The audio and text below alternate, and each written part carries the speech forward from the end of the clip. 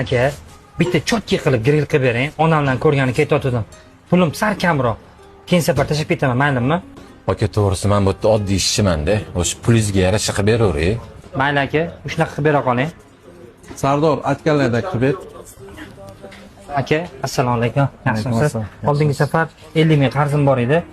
Mana menga yetsa anaqa qilib bering aka. Xo'p. Sardor 1 kilo bosma qanot, 1 kilo bosma tabakadan qilib bering, chiroylab. Aka, men uncha pulim yetmaydi. Siz olavering, yetmasa bu safar surishamiz. Alisher aka, assalomu alaykum. Aka, 300 ming so'm berib turing, kech payt yuziga chiqarib yuboraman. Ukam menga qara. O'zing ishlasang bo'lmaydi, 4 munchalik soat pul so'raymisanmi? Uka xafa bo'lma, pulim yo'q. Senga beradigan. Bo'ldi, rahmat aka, joningiz sog' bo'lsin. Sog' bo'ling. Aka, zakasiz. Rahmat. Keling aka. Onam rosa yaxshi ko'radilar-da aka. Bitta hisoblab bering, bugun oylik oldim. Necha pul bo'ldi? Oldingi qarzimni ham aytasiz. Oldingizda hech qanday qarzingiz yo'q. Onaxonga Grill House nomidan bergandik. 100 ming so'm bering bo'ladi. Rahmat aka. Salomatmi? Sizga ham tushun bo'lmaydi, Alisher aka. Bir qarasa odam saxiy bo'lib qolasiz.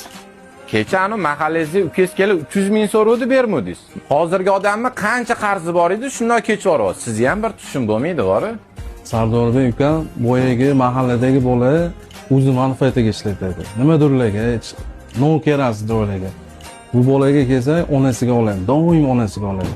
Onasiga kim nima narsa olsa, savobiga sherik bo'lgim keladi ukam.